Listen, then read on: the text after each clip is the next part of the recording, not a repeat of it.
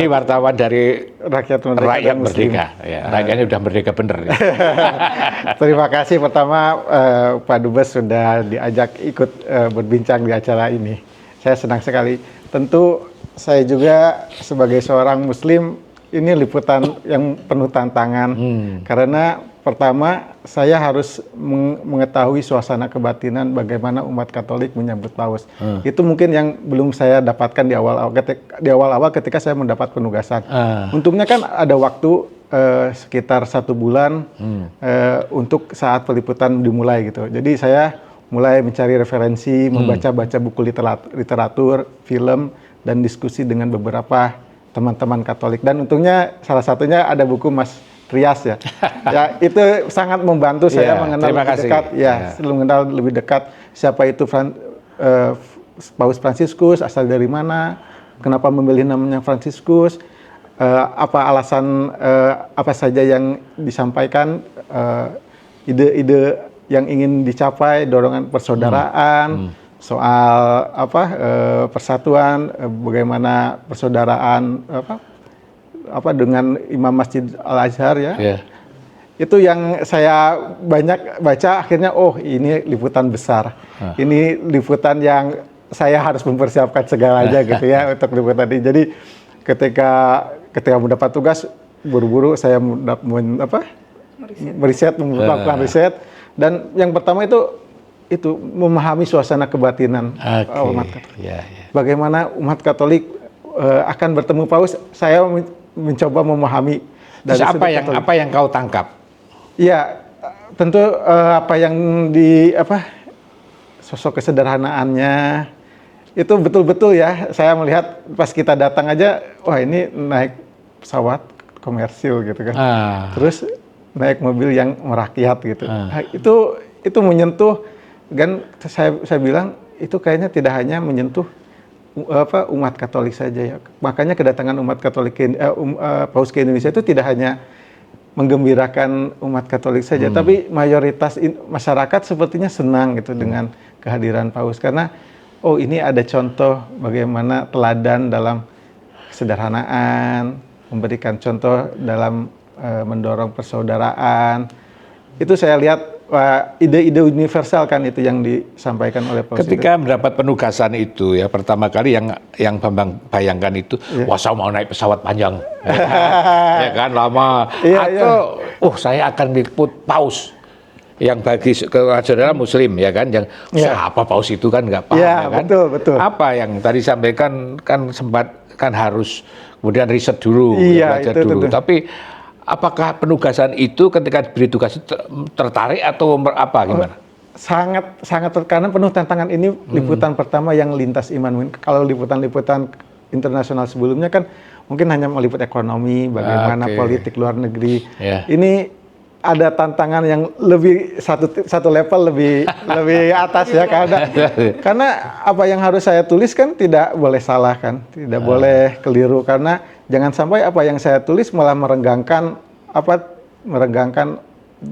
relasi antara mayoritas umat Islam dengan umat Katolik. Tapi ketika di dalam pesawat kemudian bisa bertatap muka gitu kan, sebagai orang Katolik misalnya kan juga membayangkan kapan ya saya bisa berhadapan-hadapan gitu. Ya kan Bambang ditugaskan ke situ, kemudian bisa satu pesawat dan bisa tatap muka, apa yang? Ya itu momen yang paling satu membanggakan Mas. Itu membanggakan sekaligus mengharukan ya. Saya sendiri awalnya bingung gitu mau bicara apa, kemudian Paus datang.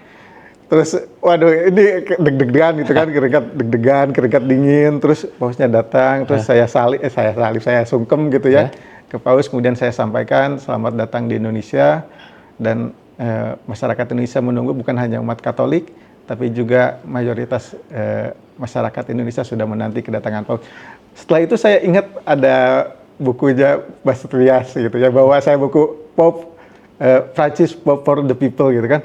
Saya bawa, langsung minta tanda tangannya, dan beliau sangat welcome begitu. Oh iya, langsung gitu.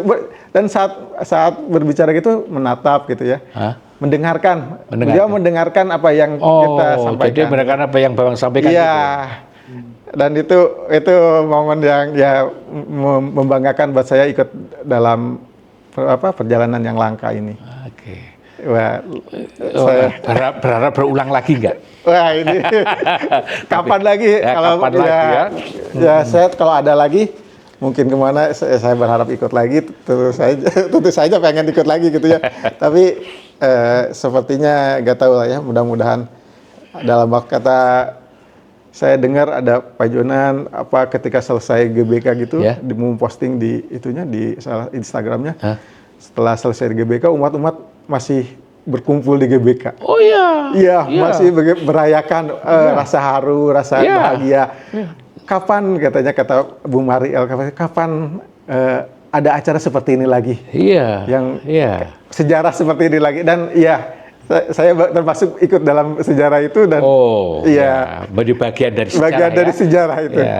Menyaksikan dari dekat gitu kan. Ya, saya kalau sebagai wartawan, saya sebagai wartawan pengen juga ikut kayak gitu kan. Ya kan kapan? Nggak pernah kan bisa ikut penerbangan dari Roma kembali ke Roma. Iya, betul. Kayak gitu. Saya cuma bisa membayangkan gimana ya. Saya bisa ketemu, tapi kan beda. Ya kan? Betul. Ya, kalian yang 3 wartawan ini yang punya kesempatan terbang bersama, ikut acara, semua acara, sulit bayangkan. Tidak semua, sebagai wartawan tentu ingin mendapat liputan yang paling top lah gitu kan. Inilah pick our career gitu misalnya kan.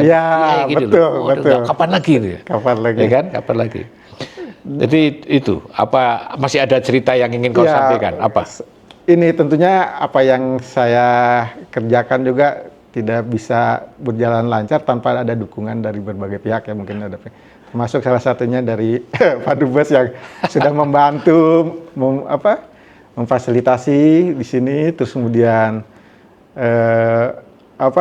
mempercepat proses masuk bisa ke sini itu memperlancar dan mempermudah kita untuk fokus pada liputan intinya. Terima kasih juga. Ini cerita Cika, tinggal Bambang ini kan jadi kan dia lebih ada keumatannya di situ. Ada unsur umatnya. Jadi kalau kemudian di Singapura dia menangis, tidak hanya dia menangis, banyak orang. Banyak orang itu banyak. Di Indonesia itu yang lihat TV pun pada menangis, betul. Nggak tahu kan. Saya juga nggak tahu kenapa nih.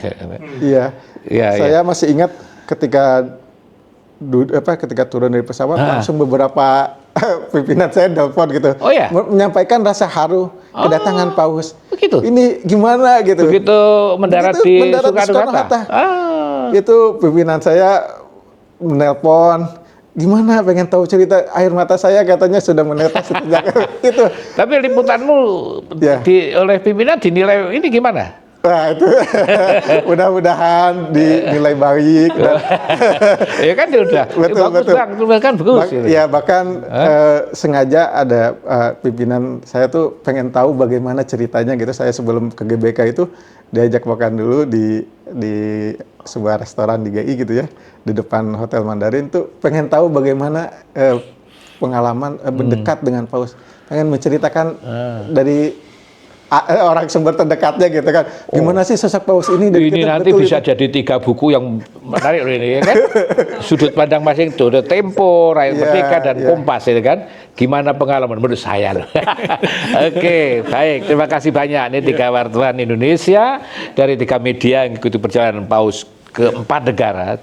Cica dari Tempo, Bambang dari Rakyat Merdeka dan Yosi dari Kompas. Terima kasih banyak atas bicaraan kita pada saat ini dan moga-moga apa yang kalian peroleh itu dan berguna bagi terutama bagi Anda dan pembaca semuanya.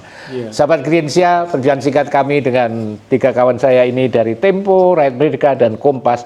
Semoga berikan tambahan pengetahuan bagi kita semua. Terima kasih. Salam Kridensial.